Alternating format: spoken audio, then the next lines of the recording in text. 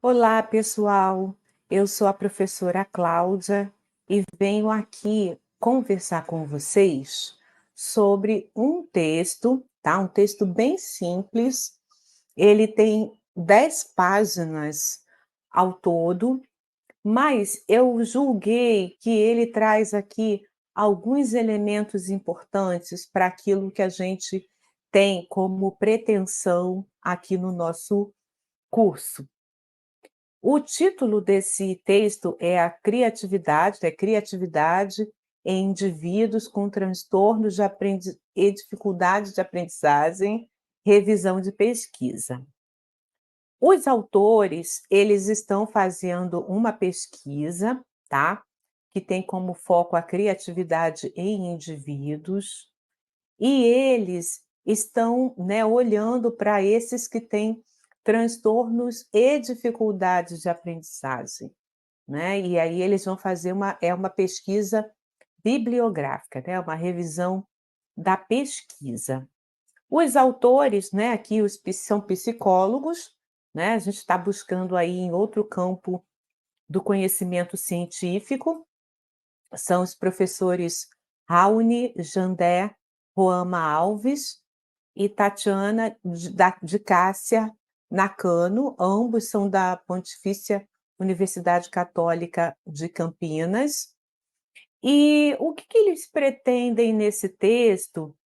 é buscar, dentre as produções científicas, sejam nacionais e internacionais, e aí eles vão se ocupar, né, das produções que estão no Cielo, na PEPSIC, na CAPES, na BD-TD, e no internacional, né, as bases APA, ERIC, PubMed e Scopus. Eles não delimitaram delimitação de tempo, né, e eles estão buscando a relação entre criatividade e dificuldades/transtornos de aprendizagem. Eles levantaram, né, fizeram um levantamento de 57 produções internacionais e 5 nacionais, e perceberam que não houve diferença estatística significativa entre as médias das produções das últimas 3 décadas, e as investigações focalizaram principalmente o transtorno específico de leitura, dislexia, né. Eles utilizaram para essa pesquisa o uso da metodologia quantitativa e o emprego do teste de Torrance. O que eles mais contribuíram aqui, né, nós aqui da nossa leitura, por que esse texto é interessante para a gente? Porque eles concluíram que são necessários novos estudos sobre a temática, nos quais se caracterize melhor os grupos investigados e a nomenclatura utilizada. Então, dentre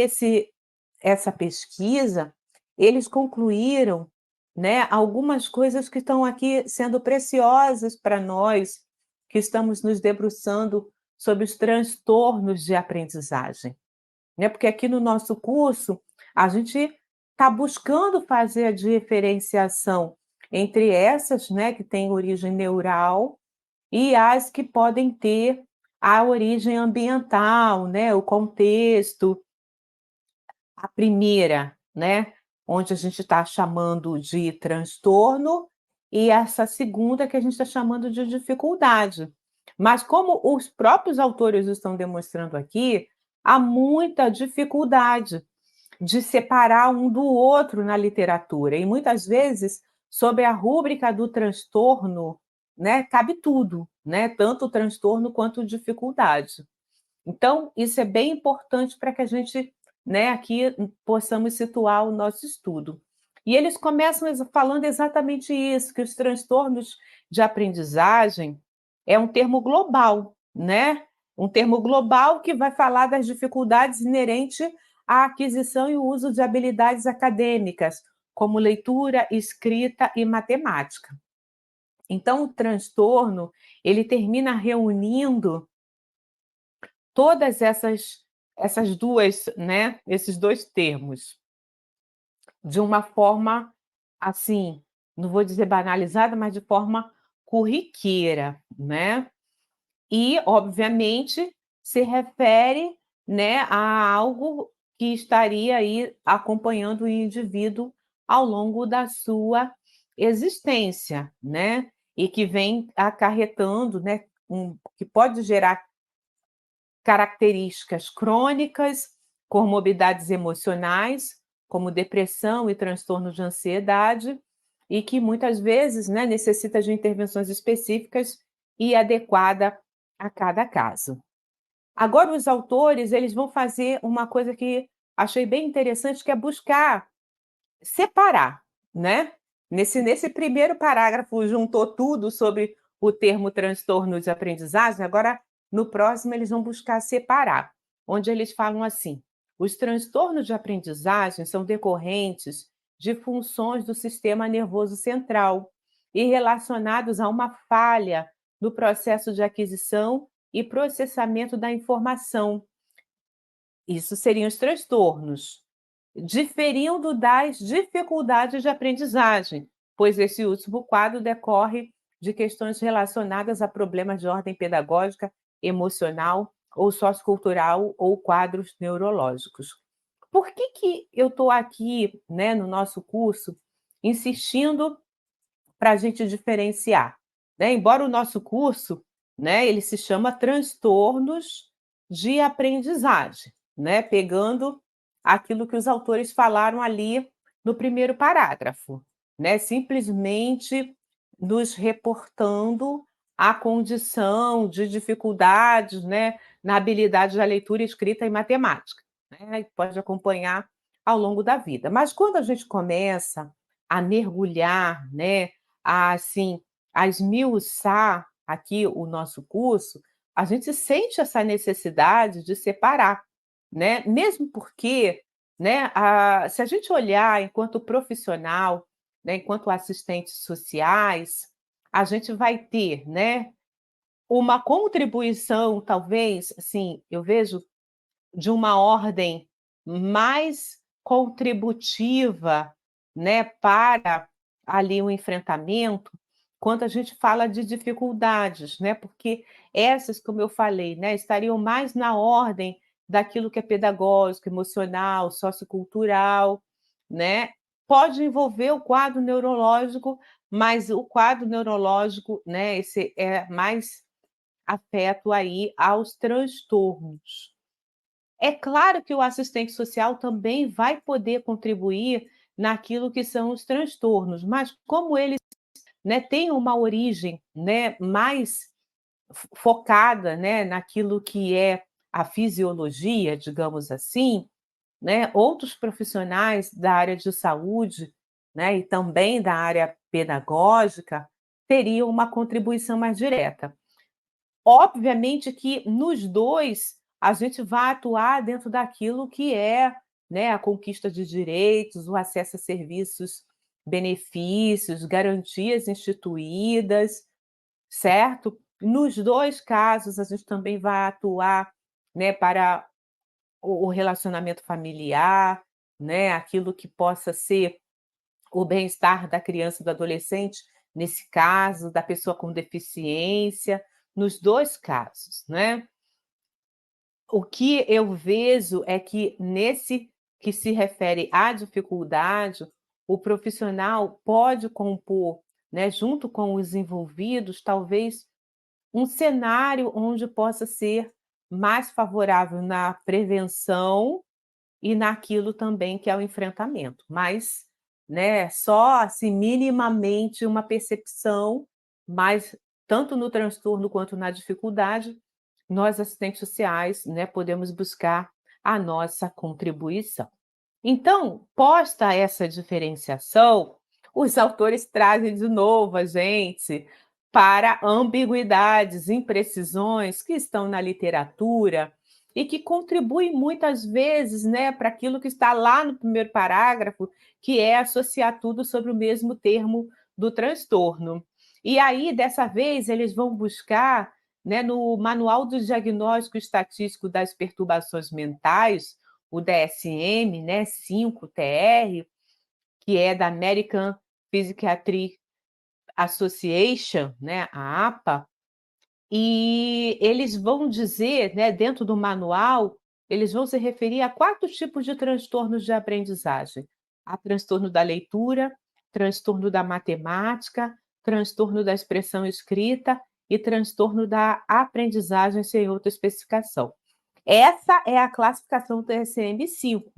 porque quando trata-se da classificação internacional de doenças e problemas relacionados à saúde, o CID-10, aí eles vão usar outra denominação, vão usar os transtornos específicos do desenvolvimento das habilidades escolares e vão ali subdividir em 6 tipos de transtornos, que é o específico da leitura, o específico da soletração, o específico da habilidade aritmética, o misto de habilidades escolares e outros transtornos de desenvolvimento das habilidades escolares e os transtornos não especificados do desenvolvimento das habilidades escolares, né. Então, é o que eles falam, né, comumente na literatura e nas áreas aplicadas se encontram, né, a denominação de distúrbios de aprendizagem, né, ou dislexia, né, quando se refere ao transtorno da leitura, a descalculia, quando é o transtorno da matemática, e a disgrafia para o transtorno de escrita. Então, os principais diagnósticos, né, em ambos os manuais, lidam com as dificuldades de aprendizagem desde as primeiras etapas do desenvolvimento, né, e trabalham com aquilo que é o desempenho abaixo do esperado para a idade, por meio de testes padronizados de leitura, matemática ou expressão escrita. Agora, não se devem, né, a fatores como falta de oportunidade de aprendizagem, escolarização, deficiência intelectual ou déficits sensoriais. Então, né, é uma mensuração essencialmente a partir de testes padronizados, né, onde os efeitos, né, digamos, socioeconômicos, né, as expressões da questão social, não são levado em consideração, ok? É algo, né, bem interessante até para a gente pensar. É claro que os testes, eles lidam com aquilo que é o sintoma, né, aquilo que está presente. Eles não vão buscar, né, por exemplo, né, se houve ali uma baixa, eh, aprendizagem em razão, né, da falta de de proteção, né, no sentido de estar num ambiente acolhedor, um ambiente seguro, né, onde a criança tem que lidar com violências, brigas, e isso pode estar gerando, né, essas situações, mas vejam, os testes, né, passam a largo disso.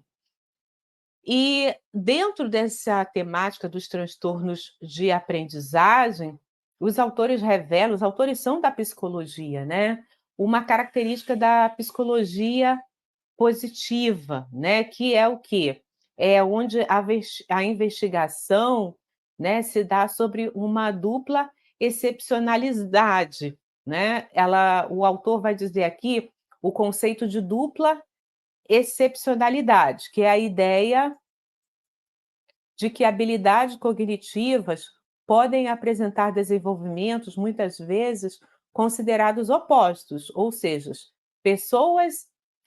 pessoas que demonstram capacidades superiores em uma ou mais áreas podem, ao mesmo tempo, apresentar também deficiências ou condições incompatíveis com essas características. Vou aqui pular um pouco, né, embora eles apregoem que, para compreender essa dupla excepcionalidade a partir de uma visão multidimensional, né, deve ser levado em consideração o desenvolvimento global do indivíduo, né, e eles citam casos até de crianças que, mesmo sendo superdotadas, talentosas, apresentam concomitantemente sérios problemas emocionais, ou mesmo transtorno do desenvolvimento, como síndrome de Asperger, transtornos de déficit de atenção e hiperatividade, deficiências físicas e transtornos de aprendizagem. Então, né, a gente percebe que é um quadro, né, complexo, né, e que muitas vezes, né, pode trazer aí uma condição de quê? Né, um foco exagerado na avaliação da dificuldade, expectativas estereotipadas de desempenho, déficits em oportunidades e experiências, visões restritas de superdotação e preocupações específicas com essas deficiência, né, com a deficiência. Então, isso, né, termina sujeitando muitas vezes, né, os sujeitos, né,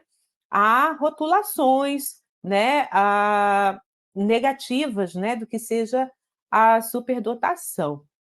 A criatividade, né, que é o que moveu aqui os autores na realização da pesquisa, eles julgam que dentro das produções científicas permite uma clarificação dos assuntos que tem recebido maior destaque entre os pesquisadores, né? E podendo aí fornecer um mapeamento das contribuições e necessidades e déficits de produção.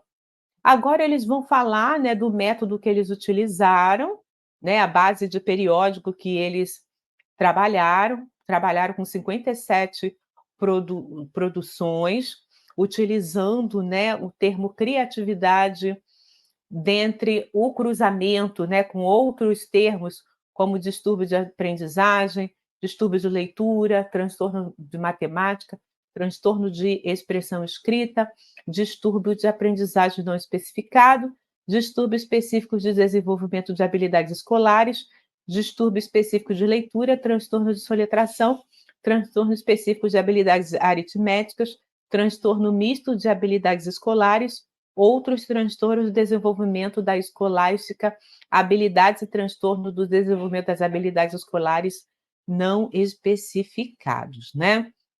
Então, eles foram combinando, né, ali os termos dentro daquilo que eram as produções ali, levantadas, né, a pesquisa foi realizada em março de 2012, e aqui eles estabelecem quantos artigos por base eles adotaram, tá? Não vou aqui adentrar nesse aspecto, tá, metodológico da pesquisa, mas principalmente quem tem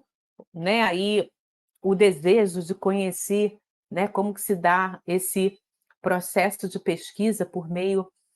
da pesquisa bibliográfica é muito interessante, né, porque muitas vezes eu falo porque eu também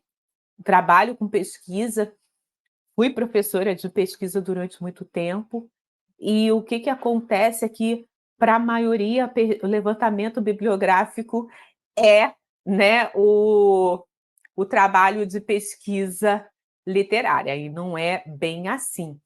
Eu vi isso, né, eu comecei a ter esse despertamento durante o meu doutorado, que eu tive a necessidade de trabalhar com uma base muito grande de produções, eu precisava afunilar, então foi aí uma aprendizagem, e eu entendo aqui, né, os professores escrevendo esse processo metodológico deles. E aí eles vão chegar aqui a algumas conclusões, lembrando que é uma pesquisa, né, com base quantitativa. Também não vou me deter aqui, né, aquilo que eles estão aqui fazendo como considerações desse levantamento, porque o que me interessa aqui mostrar para vocês é exatamente, né, esses achados, sobretudo sobre o termo transtorno de aprendizagem, né, e como que isso pode ser sanado, né, embora que os autores aqui falam, né, que na pesquisa deles, eles não sanaram, né, essas dificuldades, muito pelo contrário, né, eles perceberam aí a necessidade, né, de mergulhar ainda mais na literatura e ter aí uma percepção de como que esses que produzem conhecimento, né, lida com essa terminologia nos seus trabalhos, tá? Porque isso aqui é o atravessamento também da pesquisa aqui dos autores. E aí, né, passando toda essa etapa aqui, que honestamente, para nós aqui, nesse contexto, né, pode aparecer aí que em outro contexto você veja isso como um ganho, né, fazer essa leitura mais detalhada daquilo que foram os dados quantitativos encontrados nessa pesquisa, né, mesmo porque olhando, né, quando eu olho ali o que que eles trouxeram, né, é só mais constatação daquilo que eles já estão abordando aqui para a gente e propiciando para que a gente tenha aí esse conhecimento, né, ali já a partir da pesquisa que eles realizaram. Então, né, o que que a gente precisa compreender aqui desse trabalho é exatamente esse esforço dos autores, né, de fazer com que, possa compreender dentro da literatura, e olha que eles trabalharam com literatura brasileira e internacional, essa construção, né, da dificuldade de aprendizagem que muitas vezes, né, e aí eles estão dizendo aqui, que muitas vezes pode ser utilizado como sinônimo de transtorno de aprendizagem, e assim causar confusões sobre qual quadro em específico foi estudado, até mesmo levantar as conclusões errôneas sobre as dificuldades das aprendizagens e transtornos de aprendizagem, né. E aí no caso aqui da pesquisa, eles falam, né, preciso padronizar os termos utilizados nas pesquisas, pois nisto facilitará a compreensão dos indivíduos nela envolvidos, né. E, assim, é exatamente, né, por essa conclusão que os autores estão aqui concluindo que eu vi, né, um achado nesse texto, e olha que os autores trabalharam com a própria literatura, né, então, aqui a última frase, né, que eles trazem, hã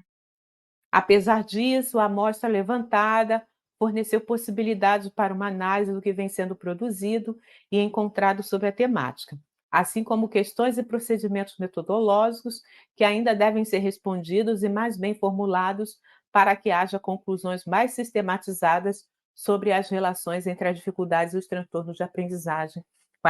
com a criatividade.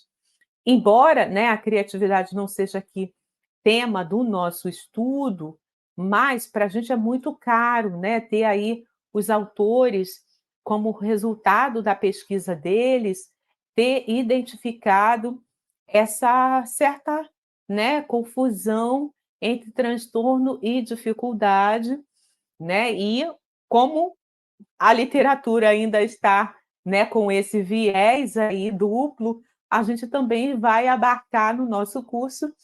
tudo sobre a rúbrica de transtorno, embora, né, vai ter um momento no nosso curso que a gente vai falar especificamente sobre cada um deles, o que que é descalculia, o que que é, né, a dislexia, e aí quando a gente falar de cada um desses, a gente vai também ali separando, né, colocando cada um no seu lugar, e você vai perceber que a gente vai estar sempre falando, né, do papel do assistente social nessa condição. Pessoal, assim,